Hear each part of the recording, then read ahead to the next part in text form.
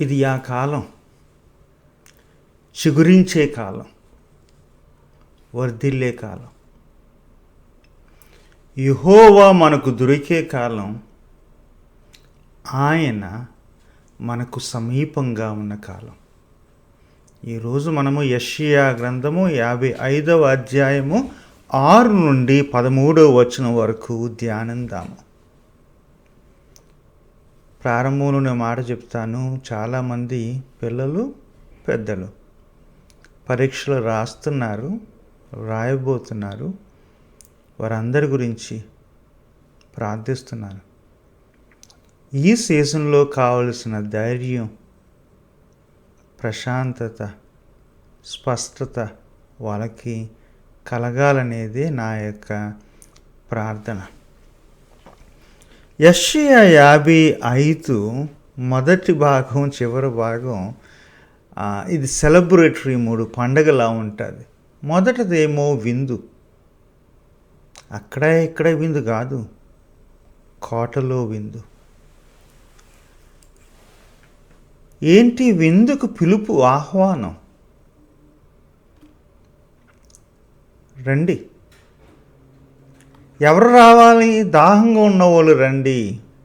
ఎవరు ఎలిజిబుల్ అంటే దాహంతో రండి. ఎవరు రావాలి? రూకలు లేని వారు రండి అంటే పైసలు లేని వాళ్ళు, పేదోళ్ళు రండి. ఎవరన్నా పెళ్లి చేసి కానీ, ఒక శుభకార్యం చేసి కానీ ఈ పత్రికలు ఆహ్వానాలు పెట్టి, ఇదిగో మీకు దాహం ఎత్తే రండి, మీకు పైసలు లేకపోతే రండి అని ఎవరు. ఇది ప్రత్యేకమైన ఆహ్వానం. ఆ రోజుల్లో అయిపోచ్చేది. రాజుగారి ఇంట్లో అభిషేకం కానీ ఏదన్నా పెద్ద పండగ లాంటిది శుభకార్యం జరిగినప్పుడు ఆ పూట మట్టికి అందరిని పిలిచేవారు. రండి, మా ఇంటికి రండి భోజనం అని చెప్పి. రాజుగారు పెట్టారంటే మామూలుగా ఉండదు కదా, చక్కగా ఉంటుంది. మంచి పదార్థములు అంటాడు, మీకోసం మంచి పదార్థాలు. ఆకలి వేయడం, దాహం వేయడం, కానీ పైసలు లేకపోవడం. పైసలు లేకపోయినా పైసలు లేనోళ్ళారా మీరే రండి అంటాడు. ఇదొక విందు. విందుతో ప్రారంభమైన ఈ 55వ అధ్యాయము ఒక ఊరేగింపుతో పూర్తవుతుంది. దాన్ని ఏమందాము? ఒక విమోచన ఉత్సవము అందాము. ఈ ఊరేగింపు ఎక్కడి నుండి ఎక్కడికి అవ్వచ్చు? బబులోను చెర నుండి మరల సియోను వాళ్ళ ఇంటికి. సెంటిమెంట్. అందులో చాలామంది చెరలో ఉన్నప్పుడు పుట్టారు, వాళ్ళు ఎప్పుడు ఇల్లు చూడలేదు. కొంతమందికి చిన్నప్పుడు ఇల్లు చూసిన జ్ఞాపకం సియోను.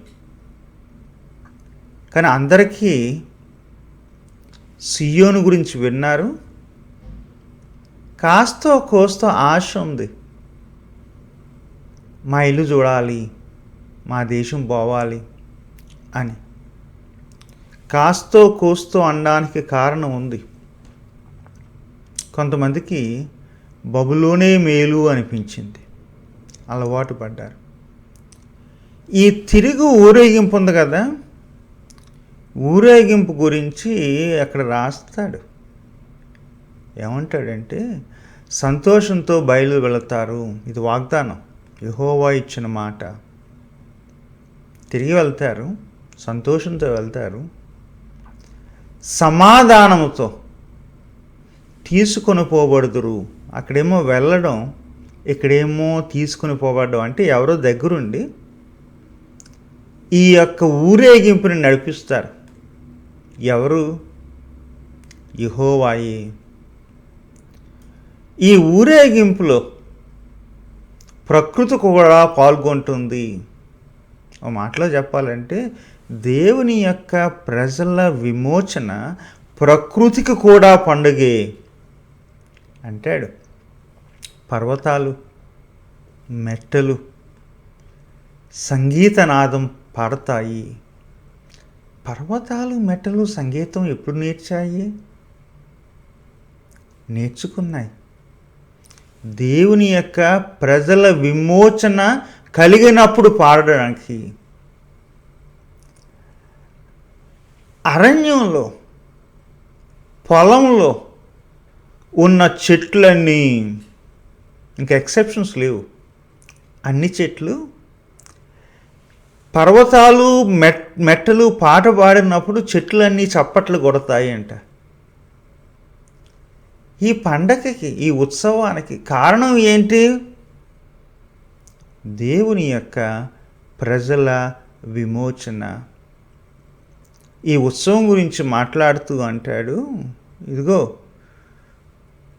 ఈ మీ తిరిగెళ్ళే దారిలో ఒకప్పుడు ముండ్ల చెట్లు ఉండేవి,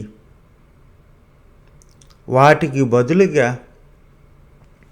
ఇప్పుడు దేవదారు వృక్షాలు మొలుస్తాయి. ఈ తిరిగెళ్ళే దారిలో దురదగుండ్ల చెట్లు ఉండేవి, వాటికి బదులుగా గుంజి వృక్షాలు ఎదుగుతాయి. అంటే తిరిగెళ్ళే దారి ఉంది కదా, ఆ సరళము చేయమని దారి ఉంది కదా, యెషయా 40 జ్ఞాపకం చేసుకోండి. దానిని దేవుడు దేవదారు వృక్షాలతో గుంజి వృక్షాలతో సిద్ధం చేస్తాడు. ఒకప్పుడు ఈ దారిలో ఏదన్నా పెరిగితే ఏం పెరిగిందంటే ముండ్ల చెట్లు. ఏదన్నా పెరిగితే దురదగొండ్ల వృక్షాలు పెరిగాయి. ఇక మంచిది ఏమీ పెరగలేదు ఇక్కడ. కానీ ఇప్పుడు ఈ యొక్క ఊరేగింపు ఉంది కదా, ఇంటికి తిరిగి వెళుతున్న, సియోనుకు తిరిగి వెళుతున్న ఆ ఊరేగింపులో ఈ యొక్క అరణ్యం ఒక పొలముగా మారుతుంది. ఎలాంటి పొలం అంటే దేవదారు వృక్షాలు ఉన్న పొలం, గుంజి వృక్షాలు ఉన్న పొలం. దేవుని కార్యాలు, ఆశ్చర్యమైన కార్యాలు. పరిస్థితులను నేను మార్చుతాను అని చెప్పే వాగ్దానం ఇది. అధ్యాయమేమో కోటలో విందు ఆహ్వానంతో ప్రారంభించి ఈ 55వ అధ్యాయాన్ని ఒక ఊరేగింపుతో ముగించడం. ఏంటండి, 40వ అధ్యాయంలోనేమో ఇదే దైవం ప్రవక్త ద్వారా ఏమన్నాడు? నా జనాల్ని ఓదార్చుడి, యెరూషలేముతో ప్రేమగా మాట్లాడండి. ప్రేమను పోగొట్టుకుంది యెరూషలేము. ఏం చెప్పు? ఇదిగో నీ యుద్ధకాలము సమాప్తమైంది, ఇక పోరాడే రోజులు పోయింది, మంచి రోజులు వస్తున్నాయి. నీ దోష రుణం, నువ్వు అప్పైపోయావు దోషం చేసి, ఆ రుణము తీర్చబడింది. తీర్చింది ఎవరు? యెహోవాయే. వాళ్ళు తీర్చుకోలేదు. ఓదార్పు కావలసిన ప్రజలు. దాని గురించి 137వ కీర్తనలో రాస్తాడు, బబులోను నదుల యొద్ద మేము కూర్చున్నప్పుడు, సియోనును జ్ఞాపకం చేసుకున్నప్పుడు మాకు వచ్చిందల్లా ఏంటి అంటే ఏడ్పు. అక్కడ ఉన్నవాళ్ళు అడిగారు, ఒక పాట పాడు అంటే మాకు వచ్చినవి అలా ఏంటి అంటే రోదన, బాధ, వేదన, ఏడ్పు. ఇలాంటి ప్రజల గురించి 40వ అధ్యాయంలో ఓదార్చుడి అని చెప్పి 55వ అధ్యాయానికి వచ్చినప్పుడు విందు, పెద్ద విందు ఆహ్వానం. 55వ అధ్యాయం చివరికి వచ్చే లోపలికి పండుగ, ఉత్సాహం, ఊరేగింపు, విమోచన. ఈ విలాపం నుండి విమోచనకి దారి ఏంటి? త్రోవ ఏంటి? ఈ విలాపము నుండి విమోచనకు కారణం చెప్పాలి ముందు. యెహోవాయే. చెరలో ఉన్నవారు కాదు, వాళ్ళు వెతకడాలు కాదు, ఏడుపులు కాదు, వేడుకోవాలని కాదు. జాలి చూపించింది ఎవరు? విమోచిస్తుంది ఎవరు అంటే దైవమే. మీకు జ్ఞాపకం ఉండుంటుంది, క్రీస్తు పూర్వం 587లో బబులోను వారు, అంటే అప్పటికే అంచులంచులుగా దేవుని ప్రజల మీద అటాక్ చేసి ఇక 587లో మరికొంతమందిని తీసుకెళ్ళిపోయారు చెరలోకి. అదే సమయంలో ఈ 40 నుండి 55, అదే సమయంలో కొన్ని కీర్తనలు, అదే సమయంలో విలాప వాక్యాలు వ్రాయబడ్డాయి. చెరలో ఉన్న దేవుని యొక్క ప్రజలు. సమస్య చెరలో ఉంటే సమస్య ఏంటంటే చెరకు అలవాటు పడతాం. మన యొక్క ఆలోచనలు, చెర ఆలోచనలు, తలపులు, చెర తలపులు, మార్గాలు, త్రోవలు, చెర త్రోవలు, మన సంస్కృతి, చెర సంస్కృతి అలవాటు పడ్డారు. వాళ్ళకి విమోచించే వాక్కు, యెహోవా వాక్కు, యెహోవా వాక్కు, యెహోవా వచనము. నా తెలుగులో చెప్పాలంటే యెహోవా మాట. యెహోవా వాక్కు ఇది, యెహోవా మాట ఇది. దైవం మాట ఇచ్చాడు. దేవుని మాట ఎట్లా ఉంటుంది? నిలకడగా ఉంటుంది. మీకు జ్ఞాపకం ఉంది లేదు కానీ 40వ అధ్యాయము యెషయా గ్రంథము 48లో ఉంటుంది. ఇదిగో గడ్డి ఎండుతుంది, దాని పువ్వు వాడిపోతుంది, కానీ నా మాట, నా వాక్యము నిత్యం నిలుస్తుంది. సో విలాపానికి విమోచనకు మధ్యలో ఉన్నది ఏంటి అంటే, సోపానంగా ఉన్నది ఏంటి అంటే యెహోవా వాక్కు. యెహోవా వాక్కులో ఎవరు ఉన్నారంటే యెహోవాయే ఉన్నాడు. నిలకడగల వాక్యము, నిత్యము నిలిచే వాక్యము. దాని గురించి అంటాడు, పైనుండి వర్షం వస్తుంది, మంచు పడుతుంది, తిరిగి పోదు కదా, వచ్చి భూమిని తడిపి విత్తనాలు భోజనం అయ్యే వరకు వాటిని చిగురింపజేసి వర్ధిల్ల చేసేది దేవుని వాక్యము.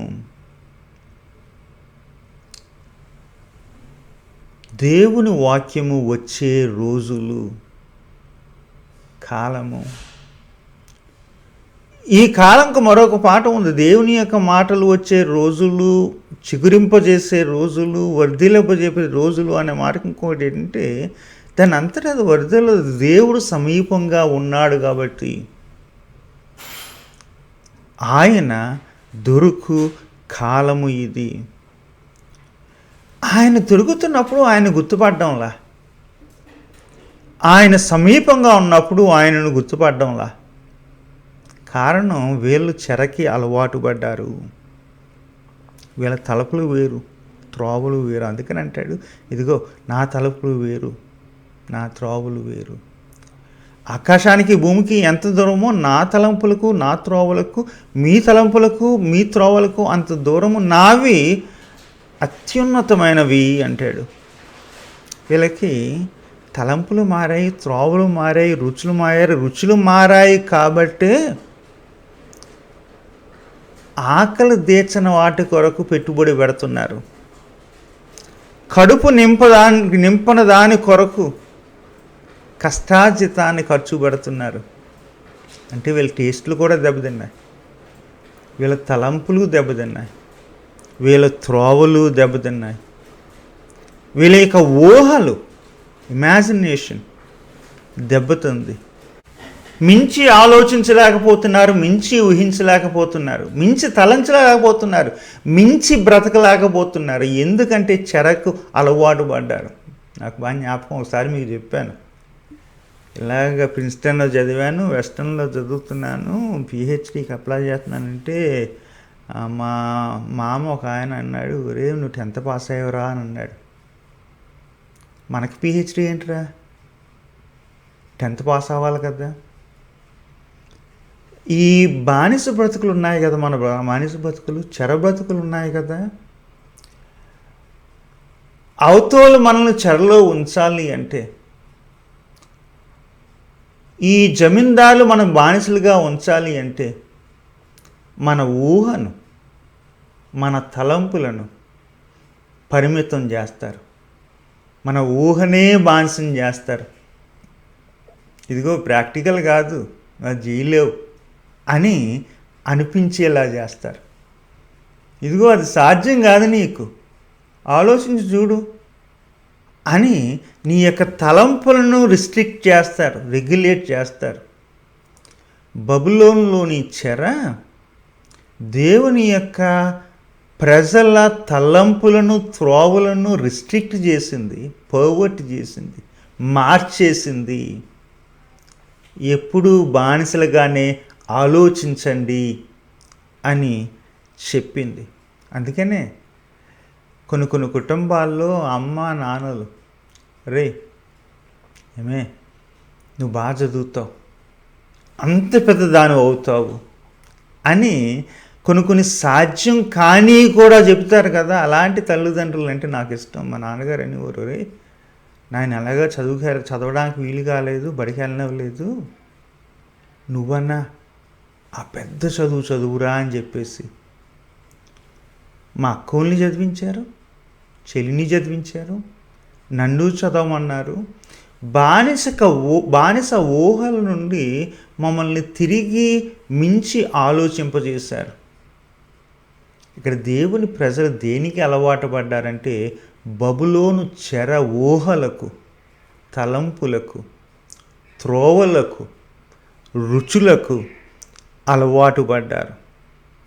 ఇక సామ్రాజ్య విలువలు వీళ్ళ విలువలైపోయినాయి, సామ్రాజ్య విధానాలు వీళ్ళ విధానాలు అయిపోయినాయి.